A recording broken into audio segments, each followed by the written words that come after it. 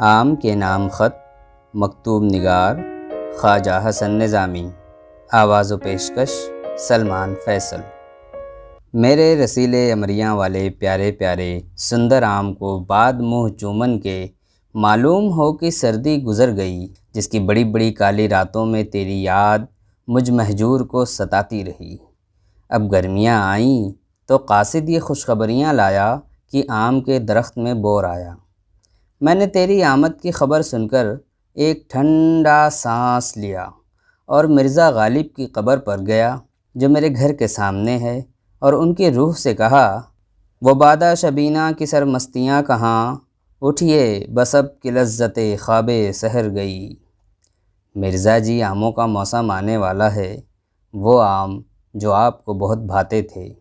وہ آم جن کو دیکھ کر آپ کی جان میں جان آ جاتی تھی۔ پیارے آم، میں ہندو ہوتا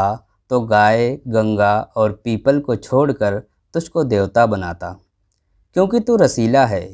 تو ہندوستان کا ایسا میوہ ہے جو دنیا کے کسی ملک کو میسر نہیں آتا۔ اور جب میں مسلمانوں کی بہشت میں جاؤں گا تو فرشتوں سے کہوں گا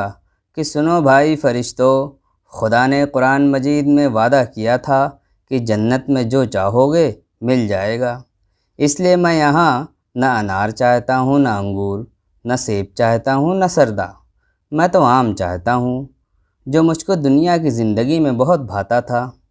اور جس کو ڈاکٹر محمد عمر روز بازار میں جا کر میرے لیے لاتے تھے، اور جس نے میرے جگر کو ایسا خراب کر دیا تھا کہ میں زندگی سے عاجز آ گیا تھا۔ فرشتے یہ سوال سن کر پرانے نوشتے دیکھیں گے، مگر جنت کی سپلائی میں آم کا نام کہیں نظر نہ آئے گا، تو کہہ دیں گے کہ کاغذات سرکاری میں آم موجود نہیں ہے، اس لیے سپلائی نہیں کیا جا سکتا۔ میں یہ جواب سن کر دوزخ میں آ جاؤں گا، جہاں ہندوستان کے بہت سے لیڈر عام پارٹی میں نظر آئیں گے، اور میں ان سے چند دانے لے کر پھر اپنے پرانے باغ جنت میں چلا آؤں گا۔ باقی ہر طرح خیریت ہے، اور خیریت تیری بجلی اور آندھی سے چاہتا رہتا ہوں۔ حسن نظامی۔